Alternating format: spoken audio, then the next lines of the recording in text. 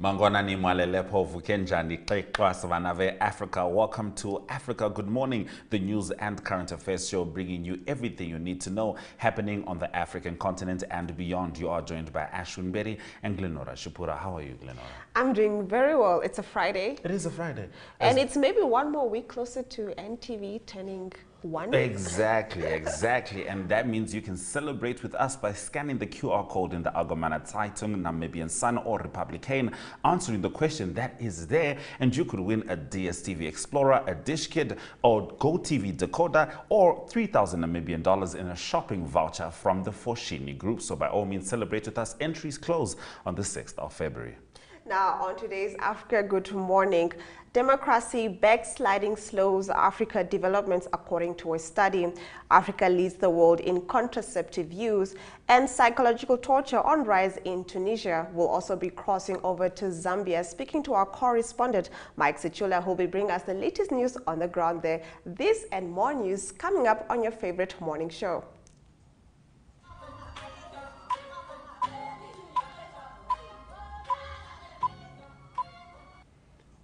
Now taking us into the top story, democracy is backsliding and slowing Africa's development. And this is according to a study. Africa's progress in human and economic development was slowed against a backdrop of widespread democratic backsliding and worsening security in the last 3 years, an African foundation said on Wednesday. The Mo Ibrahim Foundation said there had been marginal improvement in good governance across Africa since 2012, but the trend had flatlined since 2019. Improvements in human development and economic foundations are undermined by an increasingly perilous security situation and widespread democratic backsliding. Governments have been increasingly prone to infringe on rights, curb freedom of expression and association, and impose restrictions on civic space, it said. It said the trend rapidly accelerated, but the index said that more than 90% of the continent now live in a country where human development, health, education, social protection and other criteria is higher than 2012. South Sudan was, the 5 countries that performed best in good governance were Mauritius, Seychelles, Tunisia, Cape Verde, and Botswana. South Sudan was in last place behind Somalia and Eritrea. In our next story, psychological torture on rise in Tunisia's rights group. Tunisia has witnessed an upsurge in ill treatment of President Kais Saied's opponents since he seized power in 2021 in what amounts to psychological torture, a rights group said on Tuesday. Now Saied froze parliament and seized far-reaching executive powers on July 25, 2021 in what critics have called a coup and an attack on the only democracy to have emerged from the Arab Spring uprising more than a decade ago. Following the 2011 fall of dictator Zain al-Abidine Ben Ali, incidents of torture instigated by the political leadership in Tunis had reduced, said Helen Ligay of the World Organization Against Torture. But since Saied's power grab, such ill treatment had been extended to political opponents of the Tunisian leader, she said. Now, what concerns us enormously is a rise in recent years of what could be described as a psychological torture, or at the very least, ill treatment perpetrated against people under police surveillance. Now, Africa is leading the world in contraceptive use. The use of modern contraception is soaring worldwide, with 1 in 3 women of reproductive age in low and lower middle income countries now using a modern method of family planning. However, the biggest increase in contraceptive use is in Africa, where demand shot from 16.8% in 2012 to 23% in 2022. Now, this is according to the Global Family Planning Partnership, which released its 2022 measurement report on the 25th of this month. This latest Family Planning 2030 report took a deep dive into 15 African countries where, among other things, it analyzed contraceptive use among youth and adolescents and examined differences in method use based on age, geography, and marital status. On methods of contraception, condom use was the leading method in most countries. Among unmarried sexually active women, aged between 15 and 24. Now, between 2012 and 2018, implant use in Benin, Guinea, and Mali more than doubled among unmarried sexually active women aged 15 to 24. Now, among married women aged 15 to 24, injections were more prevalent in East and Southern Africa. West African countries, however, had more varied method use with less dominance by a single method. The report also revealed that young married women obtained contraception from government facilities, while unmarried sexually active women obtained them from private health sources. However, in most African countries reviewed, more than 1 in 5 sexually active young women had an unmet need for contraception. Now, child rights groups applaud Mozambique over Joanne Marenge ban. Zimbabwean child rights advocacy groups have applauded Mozambique for banning churches that are promoting child marriages and disrespecting health issues. The Mozambican Ministry of Justice banned a religious sect called Joanne Marenge in the central province of Manica for allegedly promoting child marriage and disrespecting health issues. Mozambique also banned some religious institutions with obscure purposes in the southern province of Inhambane. In an interview with 263 Chat, Shamwira Yamanusikana, Executive Director Ekinya Shifamba, said the move by the Mozambique government is commendable given the increase in child marriage statistics. The recent ban of churches perpetrating child marriage in Mozambique is very commendable given the current shock that Africa has experienced with the child marriage statistics that continue to be on the increase, and in Zimbabwe has not been spared as well. Now, child marriages have robbed young girls of their childhood and burdening them with motherhood, issues of neonatal and maternal deaths, and issues of obstetric fistula, and where we see these young girls not be able to fulfill their dreams by accessing quality education and dropping out of school. Now, the United States government has announced a visa ban on some Nigerians who are undermining the democratic process in a recent Nigerian election. Now, this is in a statement on Wednesday from U.S. Secretary of State Antony Blinken, describing the action as a reflection of his government's commitment to supporting Nigeria's aspiration to combat corruption and strengthen democracy and the rule of law. The senior U.S. diplomat explained that the individuals affected will not be granted visas to enter the U.S. under a policy to restrict visas of those believed to be responsible for or complicit in undermining democracy in Nigeria. He also said that their family members may also be subject to these restrictions. Additional persons who undermine the democratic process in Nigeria, including in the lead up to, during and following Nigeria's 2023 elections, may be found ineligible for U.S. visas under this policy. Now, in the lead up to the Edo and Ondo governorship polls of 19 September and 10 October 2020, the U.S. government had also announced visa restrictions on some individuals. The country is due to hold general elections on the 25th of February. Wrapping up our top stories, France to withdraw troops from Burkina Faso within a month. France will withdraw its troops from Burkina Faso in the next month after the military junta asked it to leave, the foreign ministry said on Wednesday, in a move that will further reduce its presence in a region facing a growing Islamist insurgency. Protests by opponents of the French military presence have surged in Burkina, partly linked to perceptions that France has not done enough to tackle the Islamist militancy that has spread in recent years from neighboring Mali. France retained some 200 to 400 special forces in Burkina. It withdrew forces from Mali last year after the military junta they deployed Russian military contractors in the country. Now, on Monday, Burkina said it had decided to end a military accord that allowed French troops to fight insurgents on its territory because the government wants the country to defend itself. In a statement sent to Reuters, the French ministry said it had received notice on Tuesday, January 24th, that a 2018 agreement on the status of French troops in the country had been terminated. In accordance with the terms of the agreement, the denunciation takes effect 1 month after receipt of the written notification. We will comply with the terms of this agreement by complying with this request. Now, that brings us to the end of our top stories on Africa. Good morning. Now, Zambia is set to import between 100 and 200 megawatts of electricity from Mozambique. We'll be talking about that and other stories with Mike Sichula in Zambia after the break.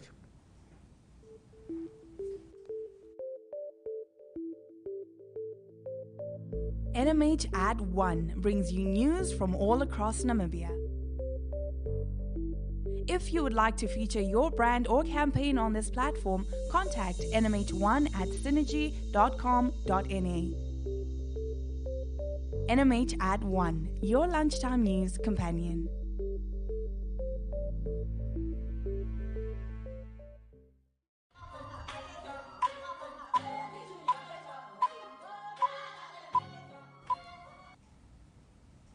We now cross over to Mike Sichula in Zambia as he brings us the top stories in The Real Africa. Mike Udwanji.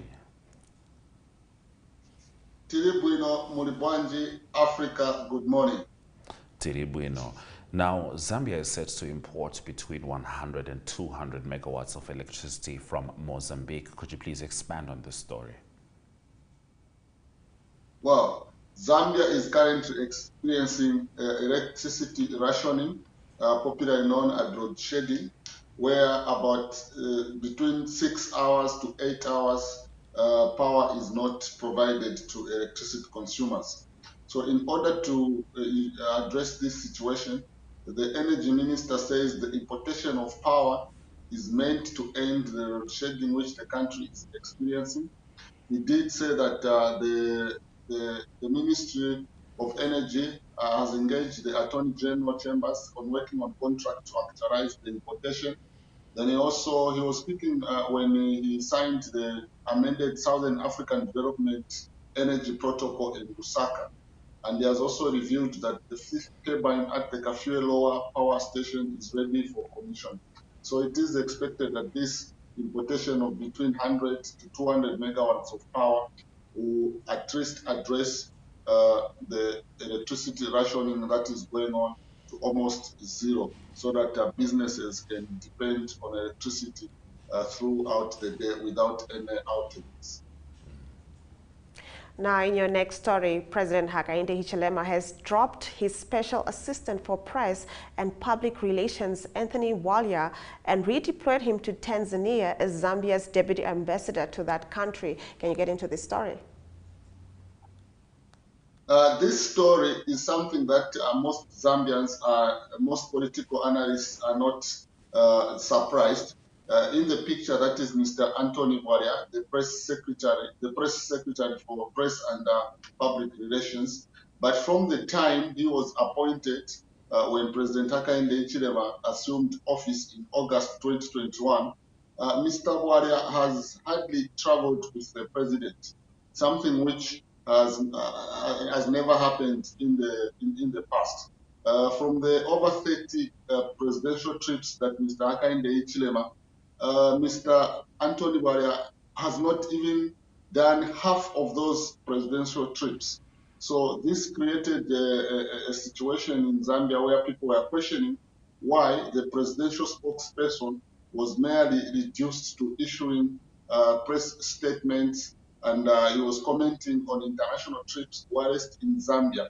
So he's dropping from presidential spokesperson to go to Mozambique, to Tanzania as Zambia's deputy high commissioner is something that a number of Zambians are asking as to why maybe he might have offended the president or he did something contrary to the president. But all in all, this is what the government has said about his demotion from being one of the top senior officials in the government, the deputy high commissioner to Tanzania. Truly interesting indeed, and we'll certainly be looking forward to hearing what the political analysts will say as this develops. Now, in the next story, generally, traditional healers do not submit to modernization, but it appears one has escaped with a client's vehicle. Could you please get into this? Yes, one of those rare cases where a traditional healer has vanished with a Prado, a motor vehicle belonging to a client. According to police investigations, the client had a child who was mentally sick. So because he did not have money to pay for the services that the traditional healer was offering, they did agree mutually that the traditional healer should get the white book and the vehicle as surety. But when the medicine was administered to the mentally ill child, it was discovered that the child was not healed at all. It is at this point that the victim reported the case to the police to say, I had given a traditional healer my vehicle on the view or that he was going to heal my child who is suffering from mental illness. But from the time that I started following up the traditional healer has vanished. And according to information that police have shared, it's like the traditional healer has actually left to the neighboring nation, which police have not yet named. So it is one of those sad stories happening in Zambia. All right, do keep us posted on any further developments in that story. Now, in your last story, World Cup-bound Copper Senior Women's National Team has been invited to take part in the Turkish Women's Cup to be held from the 13th to the 22nd of February in Turkey. Should we be expecting some sensational, exceptional performance from the national team? Yes, the Copper Queens are preparing for the World Cup. And the 4-team tournament has attracted participation from host Turkey, Slovenia, and the Copper Queens will be using the tournament to prepare for the 2023 FIFA Women's World Cup to be co-hosted by Australia and New Zealand in June this year. So at the tournament, Zambia will open their campaign against the hosts, Turkey, on 15th February, before entertaining Slovenia 3 days later at the same venue. The tournament is also played on a round-robin basis, and the Copper Queens will play their third and final match against Uzbekistan on 21st February at the Miracle Sports Complex. So Coach Bruce Mape is expected to field in a strong squad that will comprise local and foreign-based players, with the exception of Barbara Banda, who is based in China. As you know, COVID restrictions in China are so high, and it is highly unlikely that she's going to be there.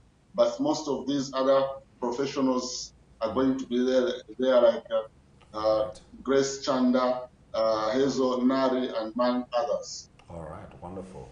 Certainly wishing them the best. Thank you very much, Mike, for bringing us the news stories from Zambia. Thank you very much. Do have a blessed weekend. Africa, good morning. And we now take a look at the weather predictions for Southern Africa.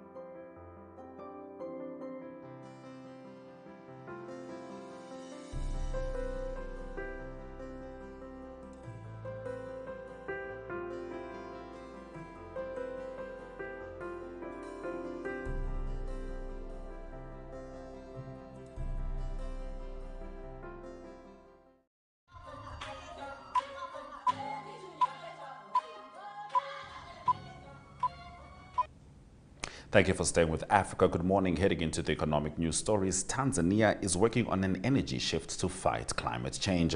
Experts identified the primary driver of climate change as human activity. The majority of these activities involve the combustion of fossil fuels and conversion of land for deforestation, farming, and other land use modifications like settlement.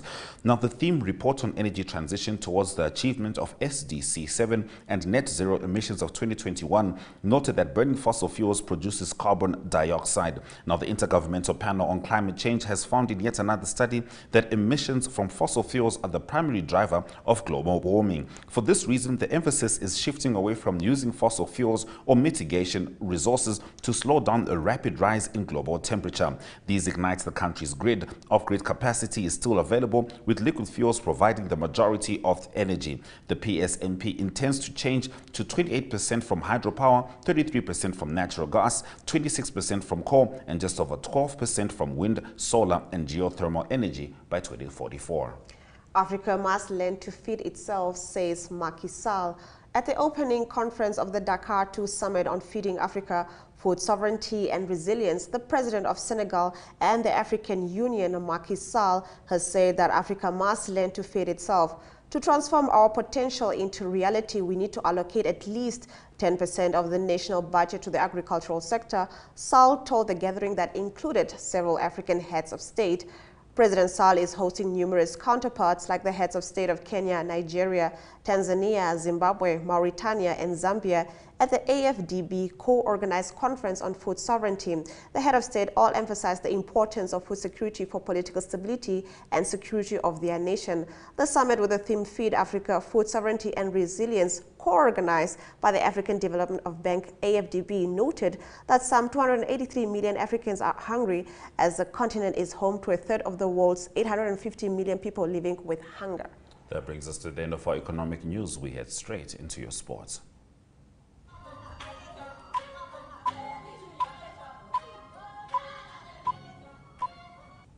Now, Socceroos winger Alpha Mabil has been named 2023 Young Australian of the Year for his charitable work in the East African refugee camps where he was born. The 27-year-old was born in South Sudan from two South Sudanese parents in a Kenyan refugee camp and moved to Australia at the age of 10. Said he was honored just to be nominated for the award. His parents accepted the award from Prime Minister Anthony Albanese on Mabil's behalf as he is playing in Europe with Czech club Sparta Prague.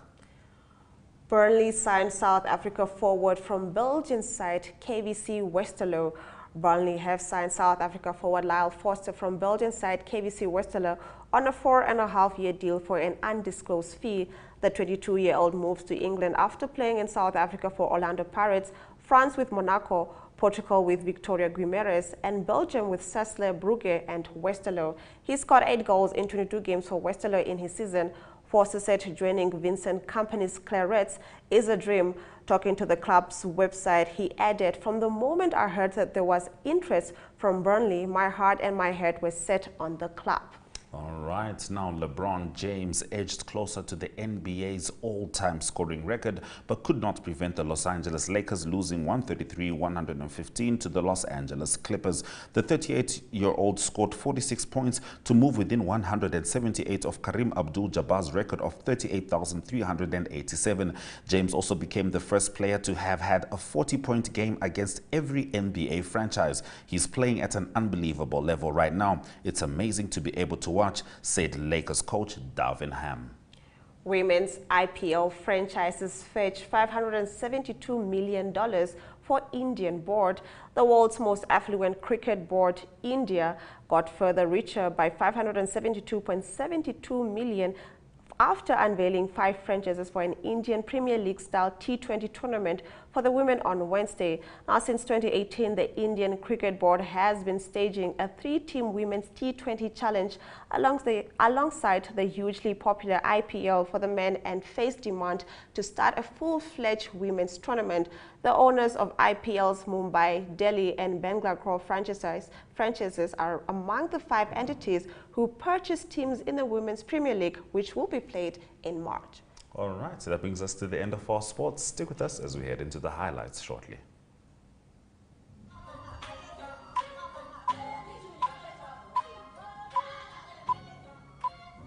Now, it's been a pleasure bringing you Africa Good Morning throughout this wonderful Friday morning. Let's head into the highlights from the broadcast.